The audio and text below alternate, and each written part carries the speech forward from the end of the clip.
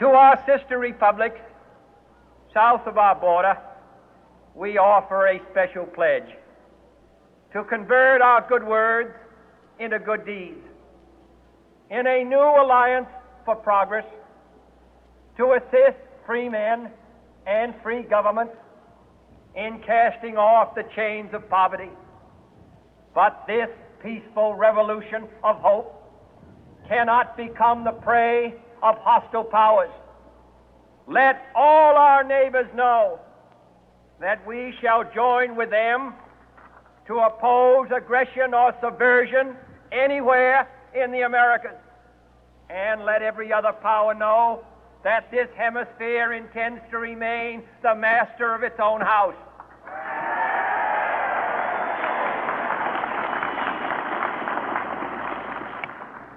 To that World Assembly of Sovereign States, the United Nations, our last best hope, in an age where the instruments of war have far outpaced the instruments of peace, we renew our pledge of support to prevent it from becoming merely a forum for invective, to strengthen its shield of the new and the weak, and to enlarge the area in which its writ may run. Finally, to those nations who would make themselves our adversary, we offer not a pledge, but a request that both sides begin anew the quest for peace.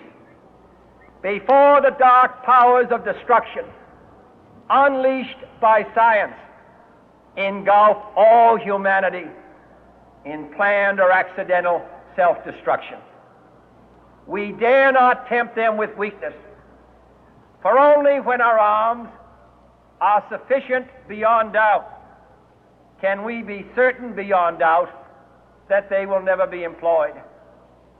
But neither can two great and powerful groups of nations take comfort from our present course, both sides overburdened by the cost of modern weapons, both rightly alarmed by the steady spread of the deadly atom, yet both racing to alter that uncertain balance of terror that stays the hand of mankind's final war. So let us begin anew, remembering on both sides that civility is not a sign of weakness, and sincerity is always subject to proof. Let us never negotiate out of fear, but let us never fear to negotiate.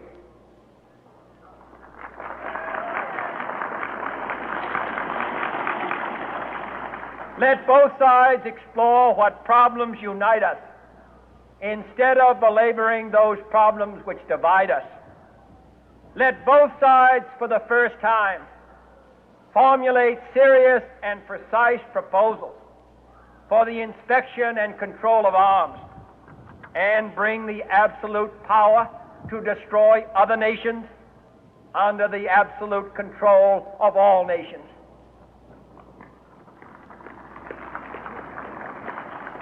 Let both sides seek to invoke the wonders of science instead of its terrors. Together, let us explore the stars, conquer the desert, eradicate disease, tap the ocean depth, and encourage the arts and commerce. Let both sides unite to heed in all corners of the earth the command of Isaiah to undo the heavy burden and let the oppressed go free.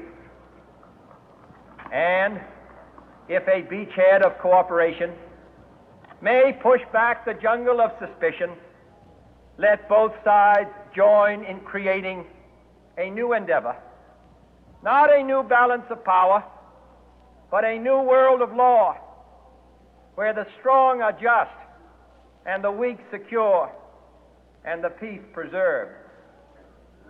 All this will not be finished in the first 100 days, nor will it be finished in the first 1,000 days, nor in the life of this administration. nor even perhaps in our lifetime on this planet. But let us begin.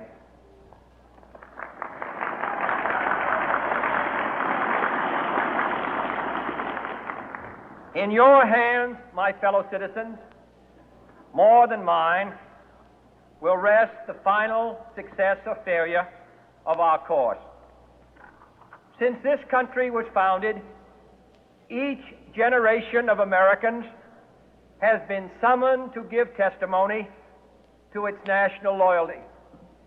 The graves of young Americans who answered the call to service surround the globe.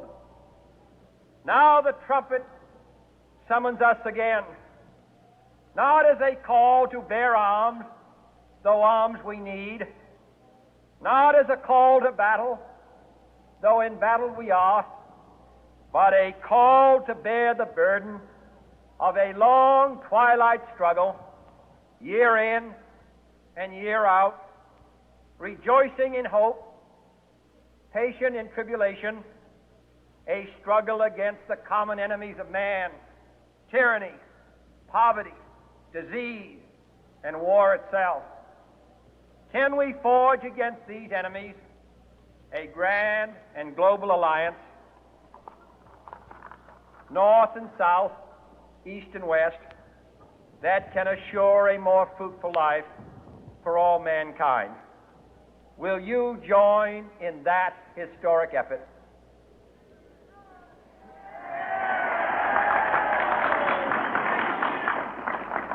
In the long history of the world, only a few generations have been granted the role of defending freedom in its hour of maximum danger. I do not shrink from this responsibility. I welcome it.